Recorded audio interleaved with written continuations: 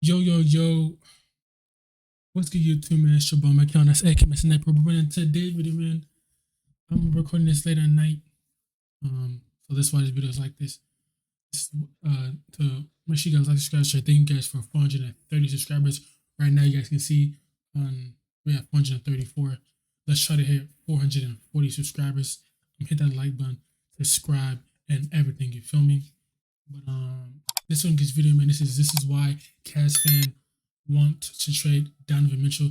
I feel like Donovan Mitchell wasn't supposed to be a Cavalier. He was supposed to be a New York Knick, but the Knicks didn't give up RJ Barrett.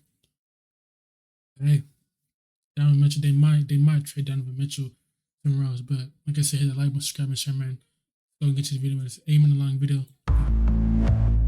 This play is the reason why some overreacting Cavs fans want him traded. You see that nobody else touches this ball as Mitchell fires away from way downtown and misses.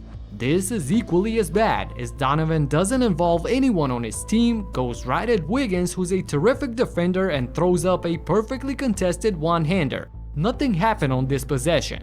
Now, Cleveland fans take situations like these and compare them to what happened in the last 4 games that he missed due to injury, where the ball just flew all over the court.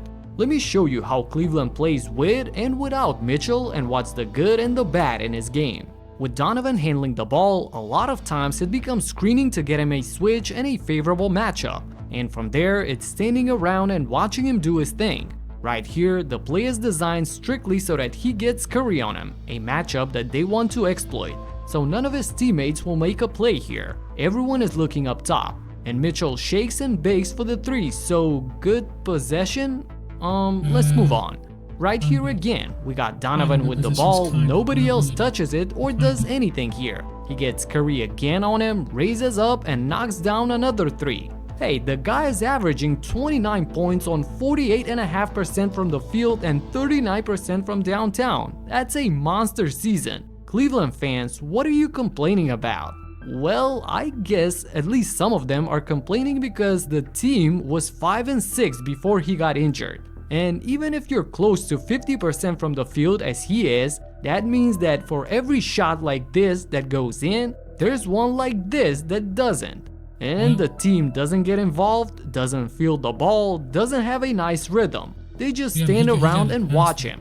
Not having Mitchell for these last few games meant that every other guy had a bigger responsibility to contribute, but also way more freedom to move and just to play. On this play, we got literally everyone moving, engaging, and spreading out the defense, and the Cavs go for one of the craziest plays you'll see, which is a big-to-big pick and roll, and there's no stopping this. In crunch time against Philly, there's no hero shots here. Instead, we got a high pick for Garland and a great reaction by Allen on the short roll as he sees Embiid rotating and finds Mobley for another big man connection. Whatever the frequency of plays like this is, the Cavs need to increase it, like literally go all out on Allen and Mobley connections.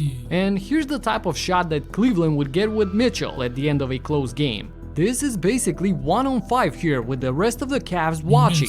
The very next play is you airball that Mitchell. Listen to pick and roll, get your teammates involved. You just airball the layup, you're done. the same thing, isolation for Spida. This time he makes it. So that's 1 make and 1 miss, 50%, but nobody else touched the ball. So you see my point?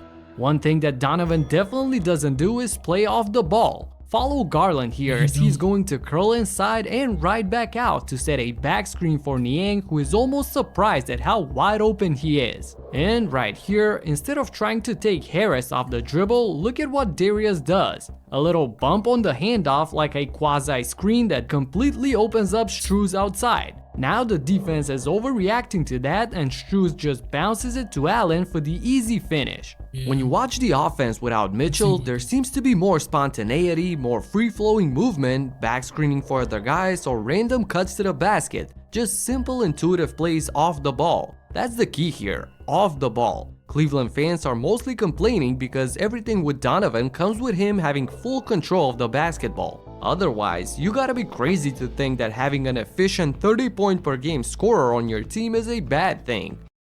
I feel what they said though, this saying without him, the offense flows better, but with him, it's like stagnant. Then in the playoffs, Donovan Mitchell does not show up in the playoffs, so I mean,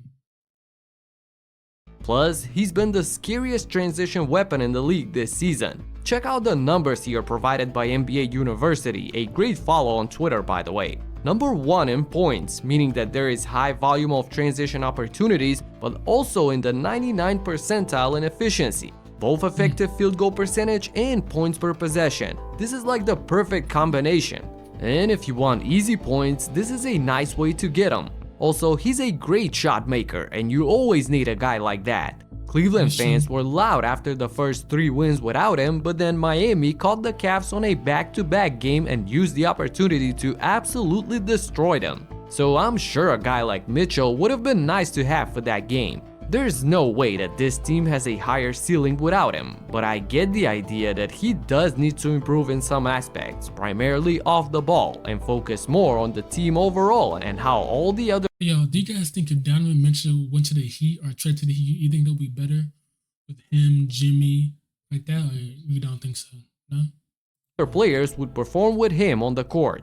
This sounds simple on paper, but if you think about it, we've been saying the same thing about guys like Westbrook or Harden. If they could play better off the ball, if they could set some screens, if this, if that, but they never did it in their entire careers, so I don't know how and if Donovan will adjust. I do want to show you one adjustment, however, that the Cavs made and turned out great for them. With Mitchell being out, that meant way more playing time for the rookie Craig Porter. Before this stretch, Porter only appeared in 6 games with 8.5 minutes per contest. Now in these 4 games, he's getting 26 minutes per game and he looks nice on the court. Everyone remembers the monster finish chest to chest against Joel Embiid in the clutch. Porter, the rookie, drives, hangs, oh! Oh! Craig Porter scores on Embiid! But Porter is way more steady and methodical and less about the flash. Watch him fake his opponent on the screen by spinning back, something that I rarely see in pick and roll situations, and then the phenomenal vision to skip this pass in traffic for a wide open look. Watch the patience here, going slow and steady on the pick and roll, getting exactly where he wants, creating a 2-on-1 and then the lob and the jam. On this drive, I love the fact that he didn't force up a shot but instead spun back into a wide open look for him. Again, I never see guys What are they trying to trade Mitchell and keep him? doing this. Once they go full speed to the rim, it's gotta be a shot or a pass. Porter displays patience that is uncharacteristic for a rookie. Speaking of uncharacteristic, look at where Mobley is as he cuts along the baseline and where Craig Porter is in traffic right here. Plus, you got Embiid in the middle. It's not just the vision, but the audacity to throw this pass way over there over the entire defense and find Mobley for the finish is ridiculous. And the numbers have been phenomenal in these 4 games of consistent playing time. 15.5 points and 6 assists per game on 57.5% from the field. I love what I'm seeing from him. I thought Kirk's been really, really good just overall for us. You know, he's not typically a guy who turns the ball over, you know, knows his game, how to get to his spots, you know, just does a bunch of different things. He Look at this nigga head look like a goddamn glazed donut. God damn. Like, damn, nigga, your head is hella shiny, bro. I was like, damn, nigga, do you buff it? Fuck. Bounds, he blocks shots. So, you know, Craig's going to be a good player in this league. We're pleased to have him. But getting back to my original topic of the video, Craig Porter is not Donovan Mitchell, and the Cavs need him back to be the best they can be. But for the highest possible ceiling, Spida also has to contribute. Not with more points, rebounds, or other counting stats, but with movement, screening, playing more team basketball. And that also means utilizing his teammates, the big men specifically, Mobley and Allen. We all remember the situation with Rudy Gobert in Utah where Donovan didn't trust him, so he wouldn't pass even if Rudy had a favorable matchup right under the basket. He may not do it as egregious as back then, but I feel like Mitchell could trust his guys way more. He's got a talented front court that could help him a lot. That is, if he chooses to let him do that. That's it for now. Subscribe and talk to you in the next one. Anyways, man. So let me know what you guys think. I'll see you guys into the next video. The video I'm uploading is the Doodle one first day out. So you guys will see that. You know what I'm saying, in the morning. But make sure you guys like, subscribe, share, man. You feel what I'm saying? And your boy. You know what I'm saying? And I'm out. Feel me?